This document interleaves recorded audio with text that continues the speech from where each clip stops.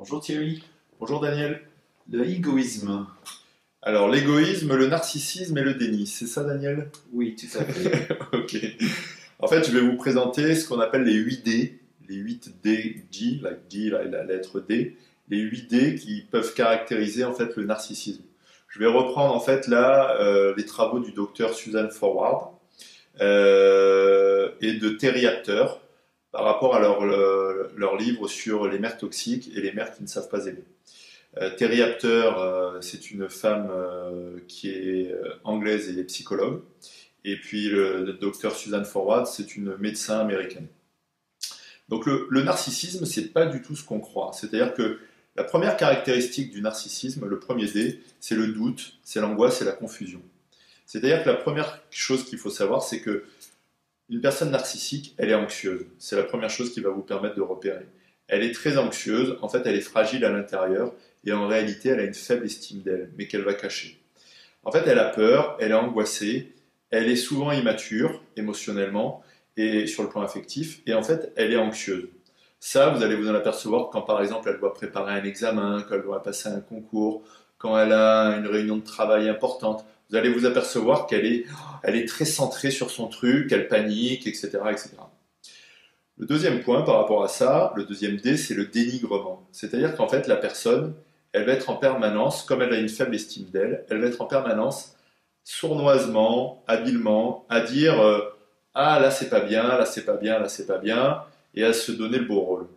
C'est-à-dire qu'en fait, par exemple, dans un couple, elle va dire ouais, lui, mon mari, il est alcoolique, heureusement que je suis là, moi je suis la sainte, je le protège, etc. Ou bien la personne va dire moi je me sacrifie, je suis la martyre, je m'occupe de la maison, ou je m'occupe de l'entreprise, ou je m'occupe, heureusement que je suis là, parce que moi je suis supérieur, je suis la bonne conscience, la martyre, le sacrifice.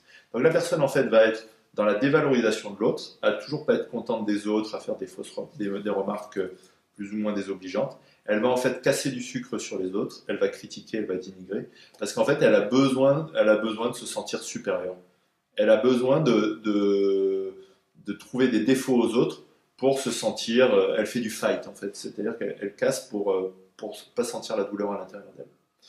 Le troisième point, ça va être la dévotion et l'adoration, c'est-à-dire qu'en fait elle va adorer qu'on lui dise des choses positives, elle va adorer qu'on la reconnaisse, elle va adorer qu'on s'occupe d'elle. Alors des fois ça va être même des petits caprices, on va ouvrir la porte à madame, on doit faire ça à madame, on doit apporter ça à madame. Donc elle va vous demander en fait d'être à son service.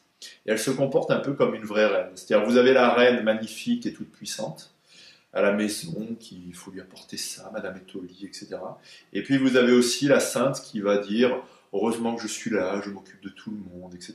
Donc ça peut être une forme très vaniteuse, comme ça peut être une forme plus en mode bonne sœur qui est dans la chasteté ou le vœu de pauvreté, mais qui en fait va dominer en se rendant indispensable. Vous voyez ce que je veux dire? C'est-à-dire elle va se valoriser en se donnant du pouvoir dans quelque chose qui est de l'ordre du service ou de l'aide.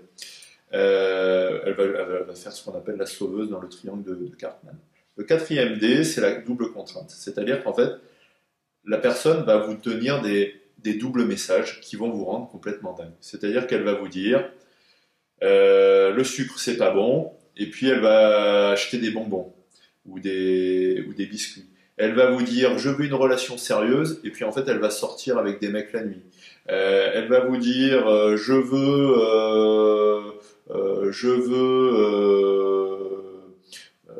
qu'est-ce qu'elle peut vous dire?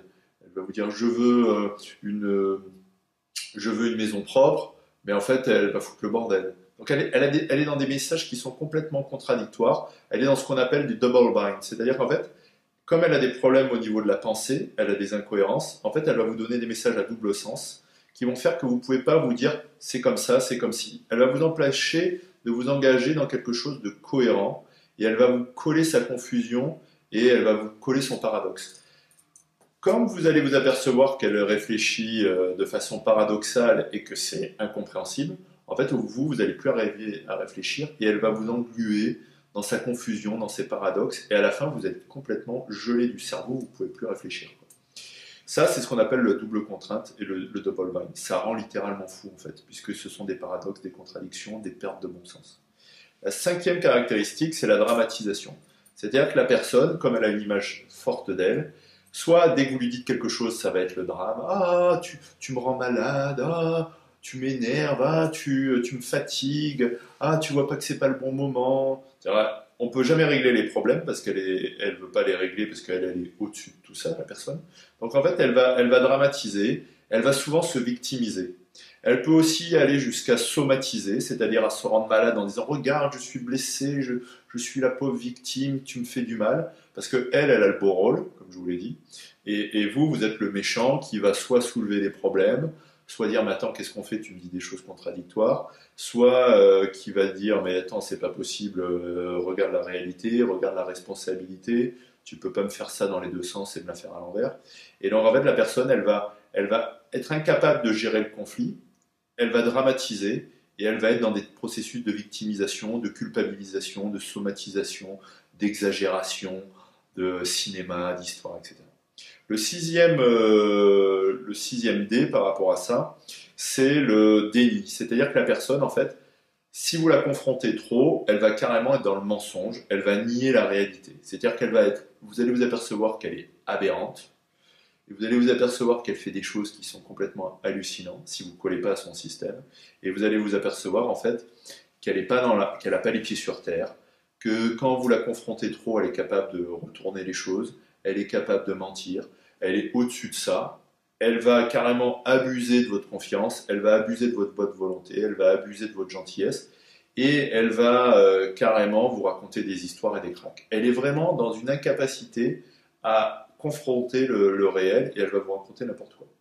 Septième caractéristique, c'est la déviation. La déviation, c'est-à-dire, ça va être l'évitement, la fuite, et elle va retourner les choses contre vous, ou bien si vous la confrontez trop, elle se barre en fait, parce qu'elle est incapable de gérer le truc, elle n'est pas en capacité. Ça, c'est la réalité. Et donc là, la personne, en fait, elle va souvent vous dire c'est toi, elle va vous punir.